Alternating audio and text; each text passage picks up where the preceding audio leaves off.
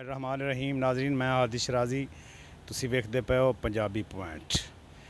ਤੇ ਜਨਾਬ ਮੇਰਾ ਅੱਜ ਜਿਹੜਾ ਵੀਲੌਗ ਹੈ ਉਹ ਸਿਰਫ ਔਰ ਸਿਰਫ ਬੱਲੇ ਤੇ ਹੈ, ਕਿਉਂਕਿ ਬੱਲਾ ਜਿਹੜਾ ਪੀਟੀਆਈ ਤੋਂ ਲਿਆ ਗਿਆ ਹੈ ਉਸ ਦੇ ਬਾਰੇ ਮੈਂ ਗੁਫ਼ਤਗੂ ਕਰਨੀ ਹੈ। ਕਿਉਂਕਿ ਉਹ ਸਿਆਣੇ ਲੋਕ ਕਹਿੰਦੇ ਨੇ ਤੇਲ ਨੂੰ ਵੇਖੋ ਤੇ ਤੇਲ ਦੀ ਧਾਰ ਨੂੰ ਵੇਖੋ, ਤੇਲ ਦੀ ਧਾਰ ਨੂੰ ਵੇਖੋ, ਤੇਲ ਦੀ ਧਾਰ ਕਿਸ ਤਰਫ ਜਾ ਰਹੀ ਹੈ। अगर इंसान हिम्मत हार जाए ना तो फिर इंसान के अंदर जज्बा ख़त्म हो जाता है। जो जज्बा ख़त्म हो गया फिर तुम मायूस हो जाते हो। जो इंसान मायूस हो गया ना तो फिर उस तो बाद सारी गल ही ख़त्म हो गई। मुड़ तो इंसान कुछ भी नहीं कर सकता, फिर तो इंसान जिंदा भी नहीं रह सकता। जिंदा रहने वास्ते इंसान के अंदर जज्बा होना ज़रूरी है, क्योंकि हालात वाक़यात जिहड़े इस तरफ जा रहे हैं असी वेख रहे हैं। पाकिस्तान दे विच जो हो रही है आवाम ही वेख रही है, सारे लोग वेख रहे हैं, बाहर दे मुल्क ही वेख रहे हैं जिस तरफ मुल्क नूं धकेलिया जा रही है, जिस तरफ लोगों जिस तरफ खुडे लैन लाया जा रही है, या जिस तरह जिमें भी जुल्म हो रहे हैं पाकिस्तान में, वो सारा हर कोई वेख रहा है। क्योंकि सोशल मीडिया का दौर है तो दुनिया जी है ना वो हर चीज़ पर नज़र रख रही है। तो इस तो इलावा जनाब मैं एक होर गल सुनी है, कह रहे हैं जी सोशल मीडिया के खिलाफ ही क्रैकडाउन होने वाला है। तो यह भी मैं अपने नाजरीन तक मैं गल पहुँचा देवां। हर गल तुसीं एक ना हदूद च रह के करनी है, ठीक है। कंपेन करो, अपने अपने सपोर्टरां की कंपेन करो, लेकिन इस तरीके कंपेन ना करो। कानूनी हिसाब नाल तुसी अपने दायरे च रह के गल करो। जिहड़े साडे इदारे ने, जिहड़े साडे बड़े लोग ने, उन्हां दे खिलाफ कोई गल नहीं करनी चाहिए जिस दे विच तुसां जनाब वाला पकड़े टा जाओ। तो मेरा गल करने का मकसद है जनाब, अगे इलैक्शन जिहड़ा 8 जनवरी फरवरी नूं आ रही है, तो ये हर बंदे ने सब ज़ाहिर मोहर जो लानी है, हर किसी ने अपनी मर्जी नाल लानी है ना। तो जोड़े पीटीआई के लोग आज़ाद उम्मीदवार जोड़े इस टाइम खड़े हो गए हैं, हर नूं इलैक्शन निशानात जोड़े इलैक्शन कमीशन ने दिते निशानात वो अलहदा ने। किसी ने बैगन दिता है, किसी ने मरज दी है, किसी ने टेबल दिता है, किसी ने जनाब कंप्यूटर दिता है, किसी ने तित्तर दिता है, किसी ने बटेर दिता है, किसी ने कोई चीज़ दी है। लेकिन उसके वास्ते घबराना नहीं है। अगर घबरा गए तो फिर तो गए, अगर असी घबरा गए तो फिर तो हालात ख़राब हो गए। घबराना नहीं है, तुसी जनाब रिसर्च करनी है तुहाडे हल्के विच किहड़ा बंदा खड़ा हो रहा है जिहड़ा पीटीआई दा, जिन्होंने पीटीआई टिकट मिलिया है, जिहड़ा आज़ाद उम्मीदवार जिहड़ा है उसने निशानात तुसी मोहर लानी है।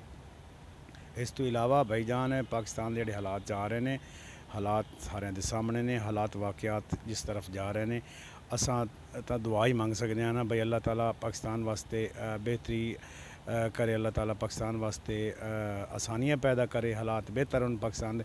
लेकिन लगता नहीं है। अगर मैं कहना किसी होर दी हुकूमत आ जाती, हालात वाक़यात मद्देनज़र रख के मैं गल कर रही हूँ, अगर इस तरीके कोई मसला होर बन ही जाता है, हुकूमत होर आंदी है, तो मेरा ख्याल है हुकूमत कामयाब कभी भी नहीं होगी। है मैं अज जनाब 14 तारीख है 14/1/2024 ये वीडियो मैं जी रिकॉर्ड कर रही हूँ जनाब, ये रख लेना बतौर संभाल के मेरे अपना यूट्यूब चैनल पर वेख लेना। मैं वाज़े तौर पर कह रही हूँ जदों कोई ये हुकूमत आएगी दूसरे हिसाब नाल, यानी कि बेईमानियां नाल उपर करके, तो वो हुकूमत कभी कामयाब नहीं होगी। क्योंकि साड़ी बुनियाद ही जी पहली इट है ना इमारत की, वो भी गलत रखी जा रही है। क्योंकि जो बुनियाद ही गलत रखी जा रही है तो फिर हालात वाक़यात तो तुहाडे सामने ने की होएगा। जनाब मेरी हर दफ़ा यह गुजारिश होंदी है, पाक फौज साड़ी अजीम फौज है, तो फौज के खिलाफ किसी किस्म की कोई ऐसी गल नहीं करनी चाहिए इदारियां के खिलाफ जिहदे जनाब और बाद जिहड़ा ना पकड़ उठावें।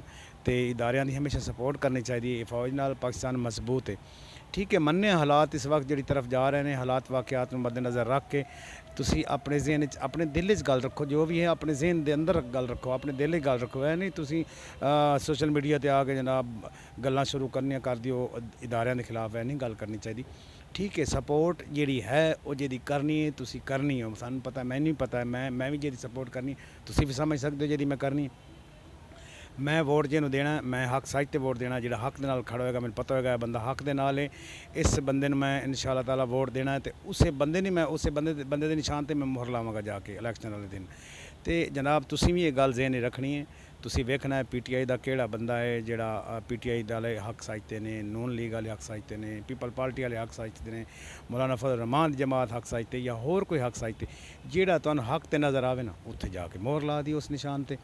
सोशल मीडिया का दौर है, तुहानूं पता लग जाना तुहाडे हल्के पीटीआई का किहड़ा बंदा खड़ा हो रहा है, वह नाँ की है, वह नाँ का पता चल जाना, वह इंतखाबी निशान का पता चल जाना। कोई नहीं, बल्ला अगर लिया गया तो कोई बात नहीं, बल्ले के नाल तो नहीं ना ज़रूरी, बल्ला नहीं है तो फिर इलैक्शन क्या तुसी नहीं जितवा सकते अपने उम्मीदवार नूं। ਫਿਰ ਸਾਰਾ ਕੁਝ ਹੋ ਸਕਦਾ। ਆਜ਼ਾਦ ਉਮੀਦਵਾਰ ਜਿਹੜਾ ਆਉਣਾ ਨਾ, ਉਹਨੂੰ ਤੁਸੀਂ ਇਲੈਕਸ਼ਨ ਜਿਤਵਾਓਗੇ ਤੇ ਉਹੀ ਮਜ਼ਬੂਤ ਹੋ ਕੇ ਅੱਗੇ ਆਏਗਾ ਤੇ ਹਾਲਾਤ ਵਾਕਿਆਤ ਪਾਕਿਸਤਾਨ ਦੇ ਬਿਹਤਰ ਅਗਰ ਹਾਲਾਤ ਵਾਕਿਆਤ ਇਸ ਤਰੀਕੇ ਰਹਿਣਗੇ, ਅਗਰ ਇੱਕ ਆਜ਼ਾਦ ਉਮੀਦਵਾਰ ਨੂੰ ਅਸੀਂ ਜਿਤਾਉਂਦੇ ਹਾਂ ਤੇ ਆਜ਼ਾਦ ਉਮੀਦਵਾਰ ਜਨਾਬ ਦੂਸਰੀ ਪਾਰਟੀ ਨਾਲ ਰਲ ਜਾਂਦਾ ਤੇ ਫਿਰ ਤਾਂ ਸਾਨੂੰ ਠੇਸ ਹੀ ਪਹੁੰਚਾਉਣੀ ਉਹਨਾਂ ਨੇ, ਸਾਡੇ ਦਿਲਾਂ ਨੂੰ ਠੇਸ ਪਹੁੰਚਾਈ ਜਾਵੇਗੀ। ਤੇ ਲੇਕਿਨ ਹਾਲਾਤ ਵਾਕਿਆਤ ਨੂੰ ਮੱਦੇ ਨਜ਼ਰ ਰੱਖ ਕੇ ਵੋਟ ਸੋਚ ਸਮਝ ਕੇ ਦੇਣਾ, ਜਿਹਨੂੰ ਦੇਣਾ।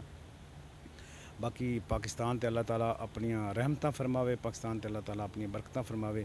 तो पाकिस्तान दे विच मैं जनाब वाला रह के मेरा ख्याल है जिहड़े हालात वाक़यात जा रहे हैं, सब नूं सोचना चाहिए पाकिस्तान दे बारे, बड़े बड़े इदारे ने सोचना चाहिए, मुख्तलिफ हल्कियां ने सोचना चाहिए, अपना सुप्रीम कोर्ट ने भी सोचना चाहिए, हाई कोर्ट ने भी हर नूं सोचना चाहिए। पाकिस्तान वास्ते अच्छा करना चाहिए, पाकिस्तान सही होएगा तो इंशाअल्लाह असीं तरक्की करांगे। जिहड़े इस वक्त हालात जा रहे हैं, मेरे ख्याल है हर बंदा ही परेशान है, हर बंदा जहनी तौर पर मफलूज होता जा रही है, उन्होंने समझ नहीं आ रही मैं किस तरफ जा रहे हैं, पाकिस्तान किस तरफ जा रही है, पाकिस्तान के हालात किस तरफ जा रहे हैं, कोई समझ नहीं लग रही। दिन ब दिन महंगाई हो रही है, दिन ब दिन बिल वध के आ रहे हैं, दिन ब दिन हालात खराब होते जा रहे हैं, दिन ब दिन जनाब लोगों के जोड़े ने वो घरों के फाकियां तो लोग मजबूर हो गए हैं। तो हालात वाक़यात किने सही करने ने, पाकिस्तान च किसी बंदे ने उठना ना जिन्हें सही करने ने।